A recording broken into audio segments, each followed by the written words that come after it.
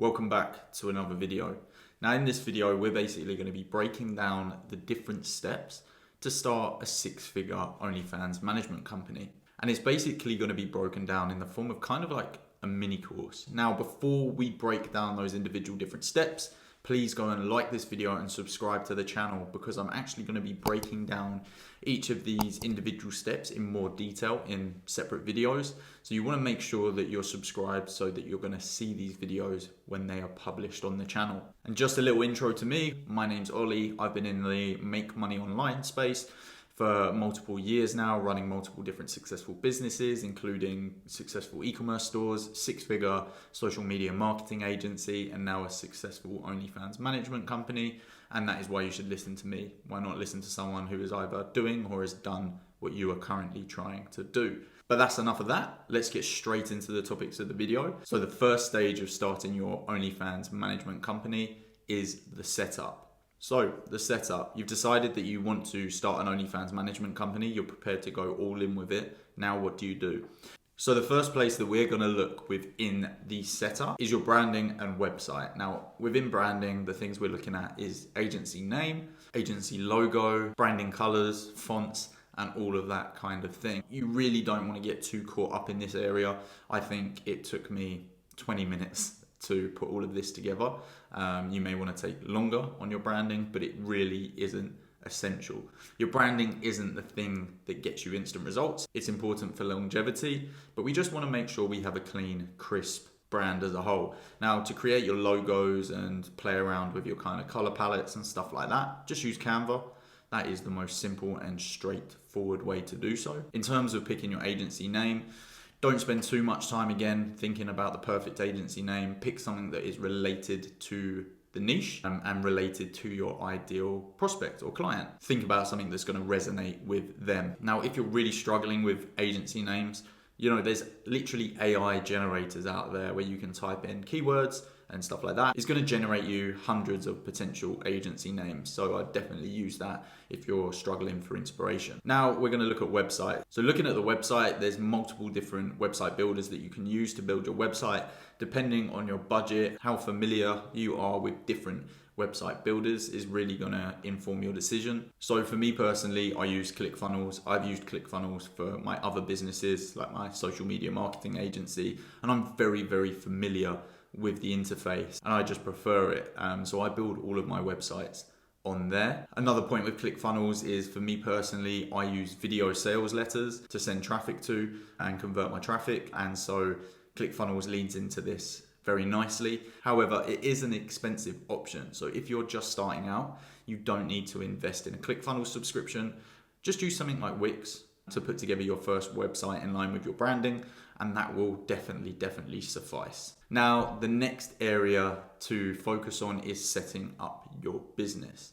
Now, in normal circumstances with normal businesses, potentially I wouldn't advise you to set up a business straight away. Say if you were in the typical SMMA space, I would focus on getting clients first.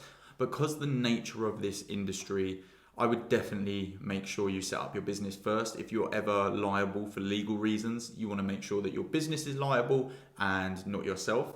And you can set up, especially if you're in the UK or the US, you can set up a business very affordably and very, very quickly as well. So get that set up and registered straight away. Once you set up your business, you can then focus on setting up your banking. So first of all, make sure you set up a business account. There's lots of easy online business accounts that you can use to set up. There's even things like Tide. I think it takes like 10 minutes to set up a business account. You're just going to need to use the information that was provided when registering your company. Now, one point here that is very, very important is to keep your finances separated, to keep your personal finances separate from your business finances. Don't get paid into a personal account or anything like that, because when it comes to tax returns and things of that nature, it's going to be a complete mess. So you want to keep those things very, very separate and potentially set up one account for your income and then another account for all of your expenses as well. So we know our branding, we've chosen an agency name, we've built a landing page or a website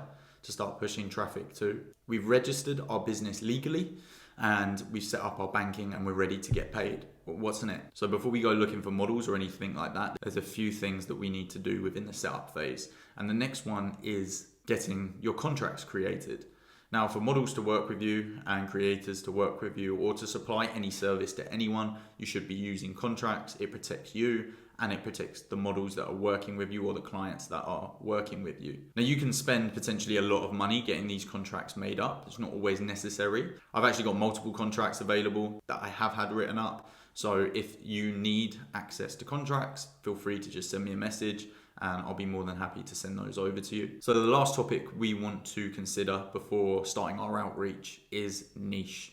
And you want to take a think, are you looking to niche down? Are you looking to serve a particular style of creator within the OnlyFans industry? For example, are you going to serve a certain type of female creator or are you going to serve a certain type of male creator? It could be on the female side of things. It could be women of a certain age bracket. It could be women that are into gaming, or potentially your niche could be male creators. It really doesn't matter. You will be able to find success in any of the niches, but you need to pick a niche that is in line with yourself, that you're going to enjoy servicing. And as they say, riches is in the niches. And basically what that means is you can just optimize your approach around one specific type of person. It just allows your marketing to resonate with your ideal niche in a much stronger fashion. So we've set up our business, we've set up our banking, we've picked our niche, and we're ready to start outreaching to models. Where are we going to find our first model? Now, I've actually done another video on this specific topic that I go into more depth on, so check out my channel for that specific video. But let's go through the different places we're going to initially start with when trying to find a new model. So the first place we're going to look is your personal network. Now, if you've lived in the Western world, then I have no doubt that you will either follow or be followed by an existing OnlyFans creator or someone who is interested in getting into the OnlyFans space. And what we want to basically do is reach out to all the people we know on that personal level and inquire with them if they're interested in OnlyFans management. Now, this group of people is going to be our first place of contact. And the reason for that is because they already know who you are.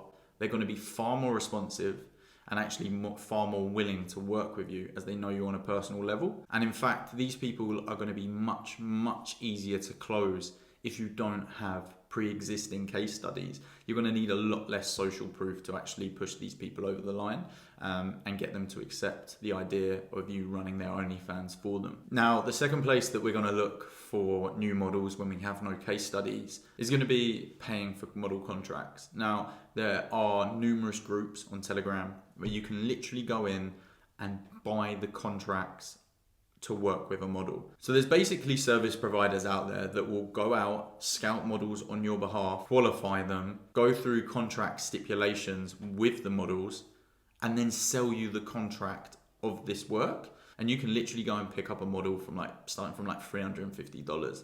Obviously, the quality of the model, their experience, their features, assets, that sort of thing, are going to have an influence on the amount that you pay for the model. If the model is already earning revenue, then you're going to be paying a little bit more, but you can pick up a model already earning decent sums of money every month for a relatively low price, and you can end up making your money back on the purchasing of these contracts within 1 to 2 months potentially. Now, obviously, if you don't have finances at your disposal and you're starting from scratch and you haven't made any money for yourself yet, then this is going to be a difficult option. So in this circumstance, what we're going to do is we're going to revert to traditional outreach methods, which is just organic outreach. Now, there's multiple different platforms that you can actually do organic outreach on, whether that's Reddit, Instagram, potentially TikTok, Twitter. But I have found the best by far, that gets the best response rate, where you can send the most outbound messages, is actually Instagram. Now, to do Instagram outreach, you're going to want to set up a couple of profiles. You're going to want to set up your agency profile. It doesn't need to have a huge following on there, but if you can build up a little bit of social proof, and at least have a few thousand followers on there, that is ideal. You're going to want to make sure that there has been regular posting on the account, both to stories and to feed, full of useful information. And this will just give you a little bit of social proof, especially if you don't have actual case studies to back your agency up. The next account that you're going to want to use for outreach is a personal account. Now, you can either buy a personal account with more followers on it, or you can just use your personal account that you've potentially had for years. Now, just a note, your personal account will always get a better response rate than a business account.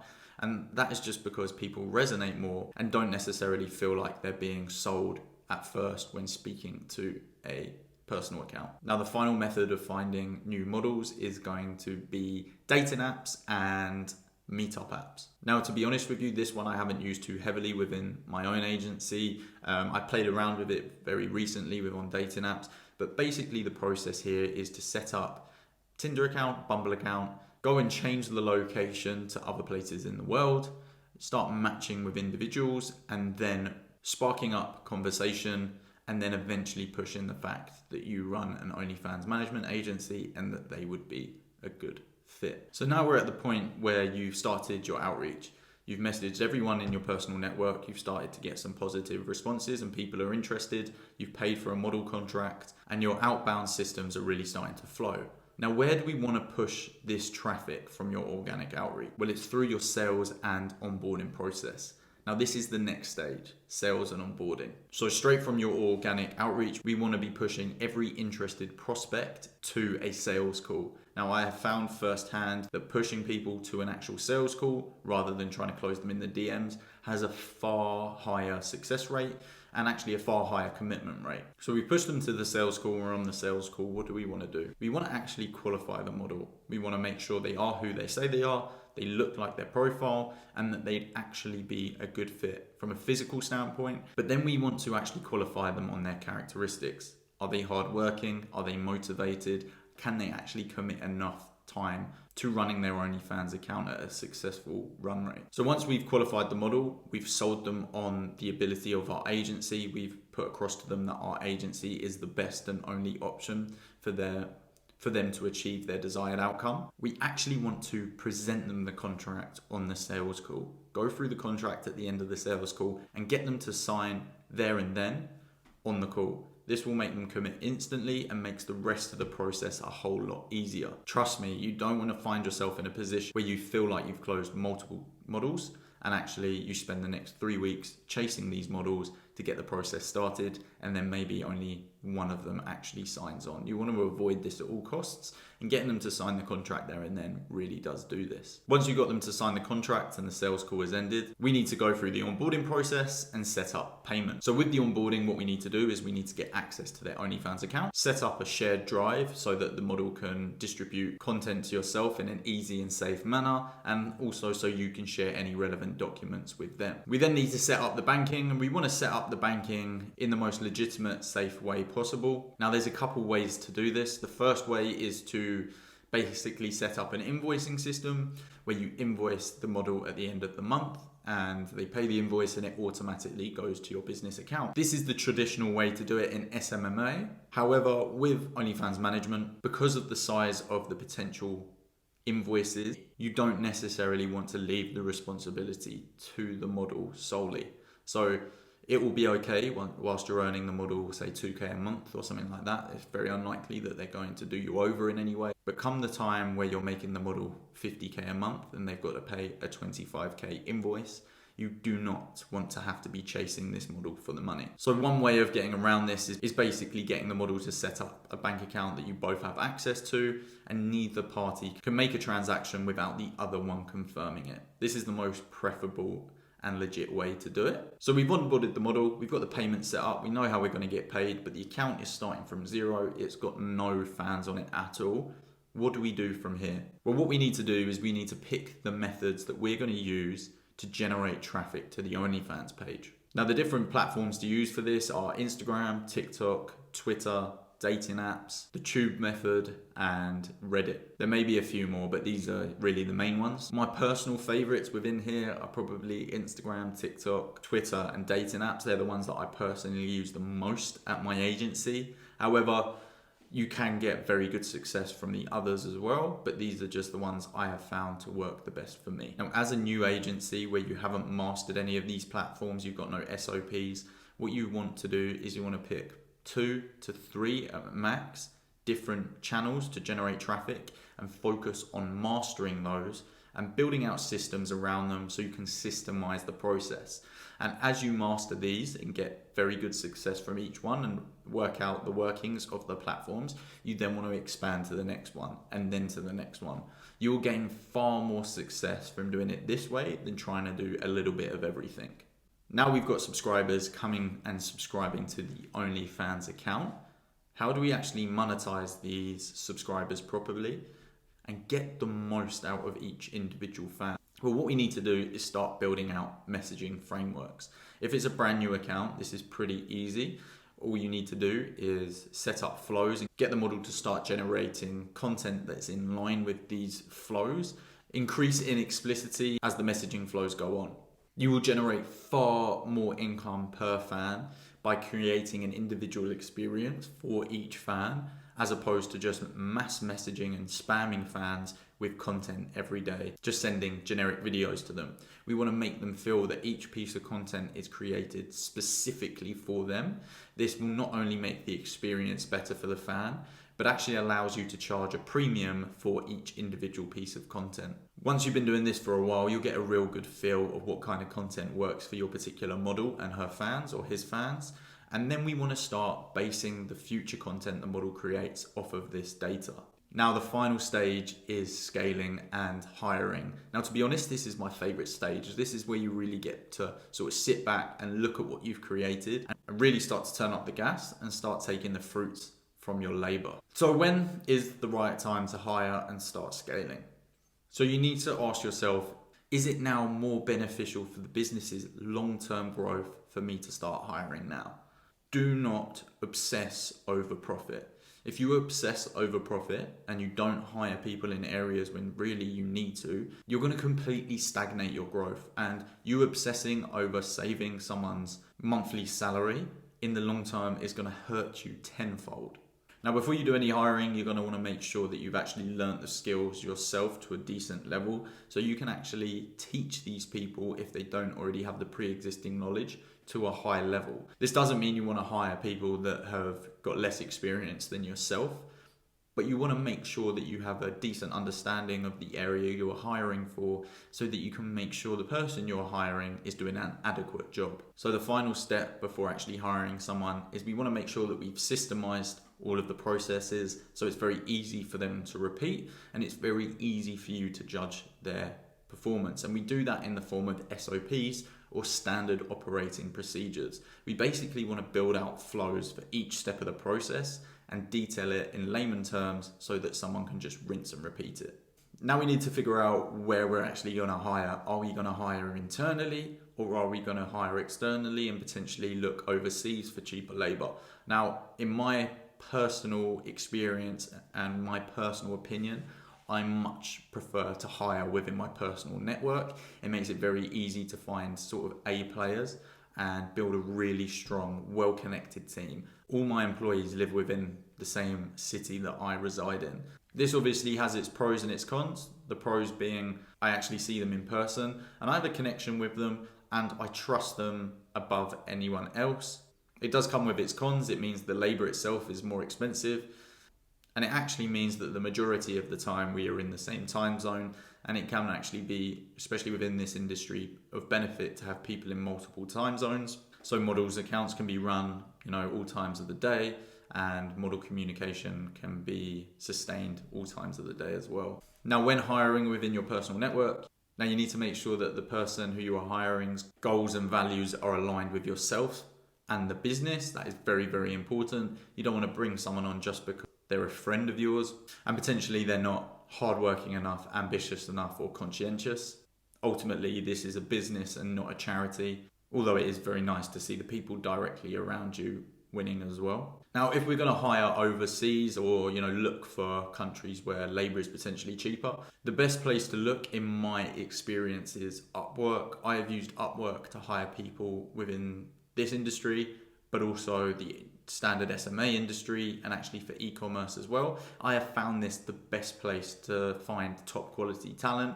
There are other sites that you can find people on, but I know people personally that have had bad experiences on these sites. I have personally never had any bad experiences on Upwork. Now, one thing you want to make sure you consider when using Upwork and looking internationally for labor, you're going to need to make sure that they are accepting to this industry. There are going to be people of certain religions and cultures that are definitely not going to be okay with working in this industry. You're just going to want to make sure you avoid them when looking for talent. Well, there you have it. That is the step-by-step process of building a six-figure OnlyFans management agency. If you follow these steps that I've outlined in this video and you go and watch the other videos on my channel that break down these steps individually, you will see success. And if you keep at it long enough, you will build a successful six-figure OnlyFans management agency. So go and make sure you subscribe to the channel, like this video so you see the other content that I put out. And if you have any questions at all about any of this process, then just follow me on Instagram and send me a direct message, and I'll be more than happy to answer any of your questions and point you in the right direction. But that's it for this video. I'll talk to you soon.